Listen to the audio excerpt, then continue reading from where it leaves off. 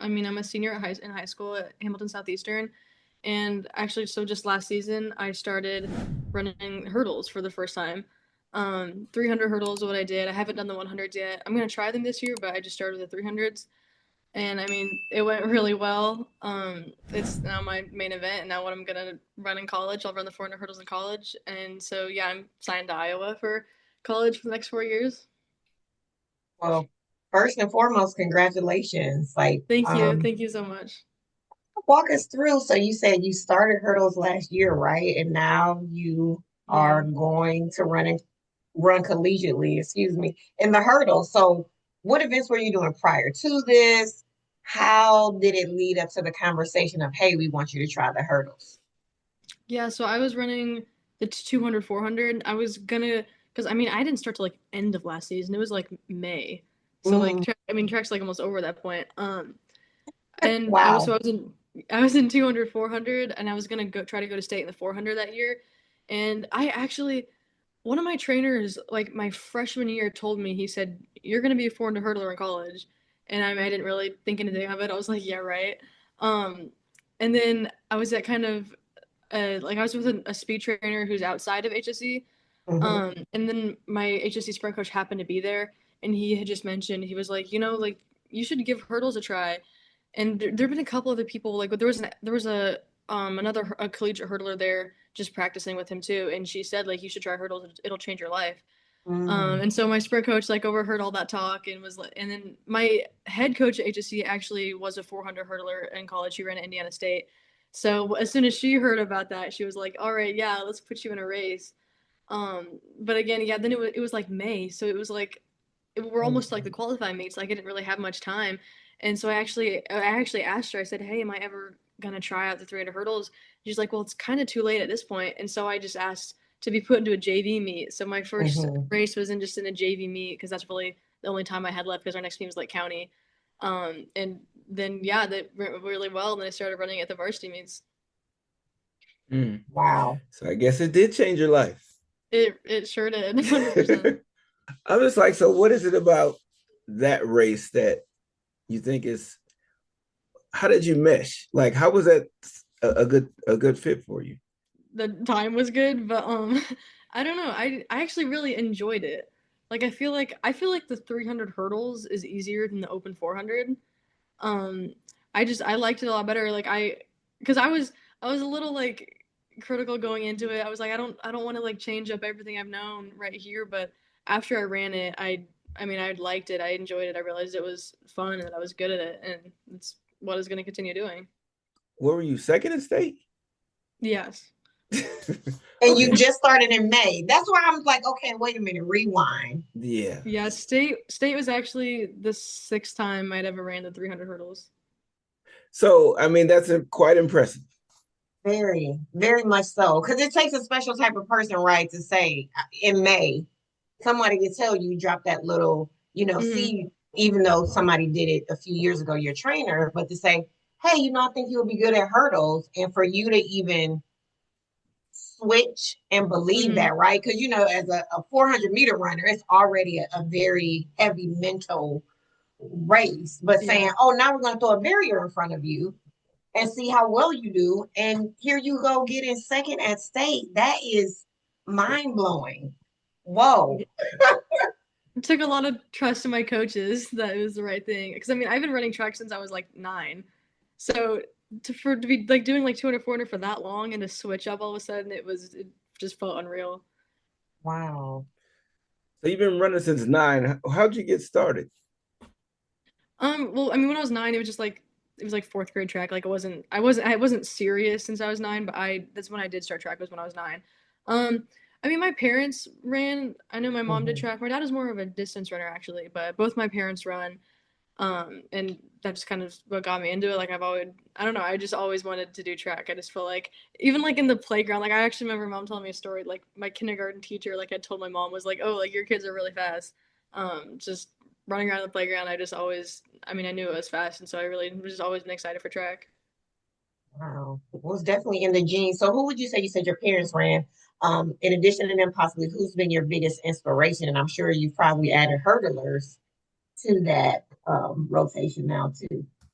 Yeah, I mean, if I'm talking like other people, I mean, like Olympians, like Sydney McLaughlin, like Masai Russell, like just seeing that is obviously super impressive. Like Sydney, I mean, breaking like her own world record so many times is crazy. But then also besides like famous people like that, like just like teammates, like watching my teammates succeed, like being like last year, junior year, watching all my teammates sign. And kind of having their moment like that was just like super inspirational to me and like it just made me super excited for my future. A lot of your teammates signed with IU, Mhm. and you're going away to Iowa. What made Iowa such a great fit for you? Yeah, I think it was really the coaching there. And if you just kind of look at like the event groups, like the amount of hurdlers they have there, like Iowa IC is a hurdle school, like Mhm. more directed towards hurdling. And the head coach there, he was fourth in the worlds in the 400 hurdles. So like he was a hurdler. And then they Mm. actually just got a new coach, Coach Taylor, and she was an Olympic gold medalist in the 4x4. Like they're coaching, they just have a ton of experience. And the girls in the team were super nice. They like were super welcoming. And we kind of like did like some research and just looking at like their statistics, and all of the girl like the 400 hurdlers they all dropped second since they got to Iowa. They've all Mhm. improved so much, and so that Mhm. really just made me want to go to like I want to improve those seconds like that. So And I think that's a great thing to share with the viewers, right? Because it's like, yeah, oh, yeah, I want to go.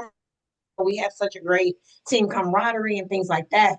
But you as an athlete doing as much recruitment on the coaches as they are doing on you, so you can see mhm. where you're a good fit is really important. So kudos to you for doing that research, right? To see Yeah. who they brought in and how they're doing now. That's really doing your homework, especially as it Mhm. relates to where you're going to be the most successful. So that's awesome. Yeah, and I'm sure you'll drop significant Yeah, time, considering that it's all Yeah, brand new to you. I haven't even been doing it for that long. Yeah. Yeah, you're six right. races in. Right. I'm like, I know all the coaches, are so sad. Not collegiate coaches are sad, like, oh, but You've been running yeah. since 9. What's been Yeah. your favorite memory thus far? Yeah, so it was my sophomore year, and my coach decided to take us to the Nike Indoor Nationals, and that was the first like national meet like I'd ever really gone to, and we went like as a team, and so I mean just that the whole like weekend, that's when I feel like kind of, you'd like bond with your teammates, like it's we all became like such best. I mean we already were really good friends, but like we just like our relationship we just became even better friends there, and so I ran the 4x4 there, and it was like the last event, like the end of the night, and I didn't even know that we were in the fast heat. I just thought we were just kind of going there for fun, just to like have the experience. Um, and I was anchor leg, and we actually ended up winning. And I was just like Wow. so shocked. Like I didn't. My coach, she knew that we could win, but she didn't want to tell us to scare us. Like she just wanted to Mm, have fun. And so we went out there and won, and it was just amazing. Like I had to like run through like the tape, and we got to take that home, and then just being of the team, like we all went out and like got like Dunkin' Donuts after, or no, it was we went to Krispy Kreme donuts after. And it was so much fun with the team, and then we just celebrated all night. But that was just wow. the best memory ever. Yeah. Now, where was that? Wow. Was that in New York or was that in Boston? Yeah, it was in New York at the Armory. All right, Nice. What a cool. great experience. And you're just, oh, I'm just, experience and Yeah. ended up being in the fast heat. That is awesome. So how would you say you prepare for big competitions? And in that instance, you didn't know, but that's such an amazing memory. Hmm. But how do you get your mind right for your races? Yeah, I feel like it's a lot of like visualization and kind of just Mhm. it's so mental. And I do feel like me myself, I get really nervous. Um, but I think having like my teammates there and my coaches, they really help me out, just reminding me to relax, like it's just to have fun with it. And it's just it's so mental. I kind of just have to like take deep breaths, like pray about it, and just a lot of visualization before, just to kind of mentally prepare yourself going into it. And were you always somebody who visualized and mentally prepared? Did that come along the way as you matured in your craft, or because a lot of Yeah, athletes, you mention visualization now, and they're just like, What is that?" And so, how did that come about? I feel like I don't think I always really did that. Because I started like doing club and taking track seriously, like right before high school, like kind of after eighth grade. So probably right about in there. just Hmm. really want to start taking it seriously was kind of when I started doing all that. Before, I mean, it was just like fun, you know. What club did you run with? Soca Speed. Oh, Oh, okay. nice. Nice. We know those guys. Yeah. Yes. Uh, so with I know you're doing the club, but how do you balance out like this is academics and athletics? This can be a pretty heavy load sometimes. Yeah, for sure. It can be really difficult sometimes. I mean, even like right now, I feel like my whole schedule is school, practice, homework, and like I feel like that's my whole schedule all the time. So I feel like to be an athlete and like with academics, it's can be a bit of a sacrifice. Like I feel like a lot of times, like I might have to say no to hanging out with friends or something just because like I have to put school, like I have to do homework, and then practice takes up so much time. So it's definitely difficult. And like maybe if you have like an hour bus ride, like bringing your laptop and like doing homework on the bus and stuff like that. But I mean, yeah, you just have to kind of find the time you can. And like study halls, I don't have a study hall this year, just been difficult, but yeah. Hmm. Well, You're making it work. I know. Yeah. I like the idea. If you got a bus ride, bring your laptop. Yes. Yeah. Use Maximize your use all the time. time. Right. Yes. Hmm. Hmm. That's awesome. What values do you think are most important for an athlete to have to be successful? I think you have to be extremely disciplined and just determined. Because like it's not, you can't just be determined on the track or just, it's not just showing up to practice. Like I mean, you have to give your best to practice. You have to try your hardest, and then off the track as well, like what you eat, like getting Mhm. sleep. You have to just prioritize all kinds of things on and off the track. So you can't just show up to practice. You gotta actually try and put in the work, and then what you do off the track as well. So just being really determined and disciplined, I think. Mhm. Yeah, you're eating well. Yeah. I'm glad to hear that. So say I Yeah. saw Coach perk up like eating well, nutrition. Well, And I I feel like talk about sleep is a big thing too. Like I know many people don't get a ton of sleep, but that is something that I really prioritize. Like I do everything I can to make sure I get 8 hours of sleep every night.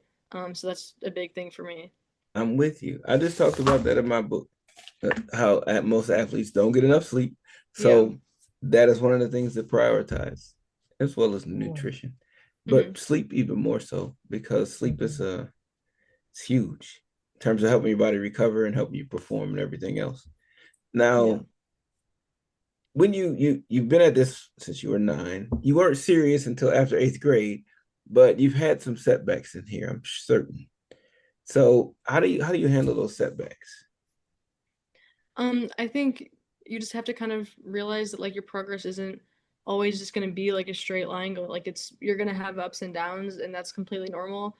Um, like my freshman year, I don't even know if we ever really like figured out what it was, but there was like something kind of wrong in like my hip, and like at state, I still ran, but I kind of like for sure in like the 4x4, like I kind of limped the 4x4 a little bit, and I mean, you just have to realize that that's a part of being an athlete. Like you're gonna get injured, you're gonna have setbacks, you're gonna have like bad races sometimes, and that's okay. Like that shapes who you are, and it really kind of like keeps you humble, but also like it just if anything, it gives you like motivation for the future. But I think you just have to realize that you're not going to be 100% every single day, and that, like you're going to have setbacks, and that's just kind of a part of the sport, and that's what's going to happen. It makes you better. Now, speaking of that, how do like you were saying, you were a little bit injured your freshman year. How do you keep yourself healthy now? This is a long season. College is Mhm. coming up. What are some of those things you put in place to keep yourself healthy and motivated throughout the season? I feel like it's a lot of like the stretching, kind of taking like the drills and the stretches seriously, and not just kind of rushing through it. And then I have like a trainer who I see. He does. I mean, he'll do like scraping, cupping, and he does a lot of stretching and just kind of make sure that like my body's always ready. A lot of things he says he talks about being like unbalanced. Like if you're like more flexible on one side, like that can cause like injury. So he just kind of keeps me balanced. It keeps everything just in check and just make sure that I'm okay. And I feel like I'm not sure when I started seeing him, but I feel like after I started seeing him, it really like I haven't really had like a serious injury since I started seeing him. Like I think that's really helpful, almost like a physical therapy kind of. I was gonna say, Coach also asked about like how you stay motivated. So we know working hard and having discipline, right? But Mm-hmm. even with the long season, it's like, oh yeah, I got to get through another hard practice. Yeah. Not always with a smile. So How do you stay motivated? I feel like I really just have to focus on taking it one step at a time. Kind of just knowing it's all a part of the process and just kind of to remind myself like the end goal, whether that's like state or whatever. And I sometimes almost feel like I like might like visualize myself like at state and just kind of remembering that. Sometimes even I might find myself like rewatching videos of state, just kind of like getting me like excited or whatever. Just again like taking it one step at a time and just looking towards the future, knowing what the outcome is going to be at the end, and that all the little steps matter. Like if anything, the little things are the most important. So just kind of remembering that and staying focused. Yeah. I love that. So many people don't think about the little things. And I think if Mhm. you know all the little things, it's easier to stack a big thing on top of something that's, if you have a bunch of little things that are together, the big thing is Yeah, not a problem. for sure. That's great in terms of having a solid foundation to build on. Now, your parents, they sound like they're a pretty solid foundation for you. Hmm. What's been like their role? How supportive have they been throughout all this, your athletic pursuits? I'm really blessed. Like my parents are super supportive of me.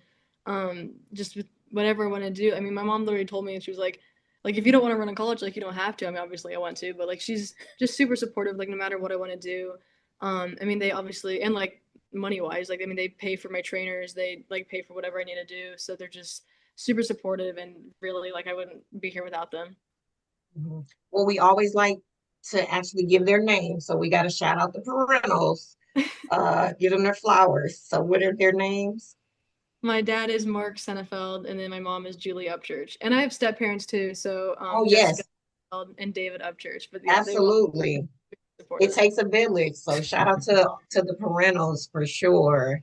Yeah. Um, what would you tell younger athletes who either are thinking about track or who are into track? I know you mentioned that you didn't get serious until eighth grade, and that's not necessarily a bad thing, right? But what would you tell younger athletes who are looking at this like, oh my gosh, I want to be her? Yeah, I think kind of what we were talking about, like taking the little things seriously, because I feel like a lot of time you're like, oh, like A skips, like B skips, and you just kind of just go with emotions and you're kind of just doing it to do it. But that stuff, I mean, that stuff is really important. That really like it makes those habits and it gets your form going. So like if you're just kind of rushing it through when you're younger, like that's gonna impact your form. Like it's gonna create bad habits that you don't want later on. And so I feel like really just taking the like warm up seriously. And so like it can be a lot. Like sometimes our team it might take us like 45 minutes to go through like all of our warm ups and everything. It's a lot, but those little things matter, and that's super important because it creates good habits. Mhm, I would agree with you 100%. mhm. Yeah.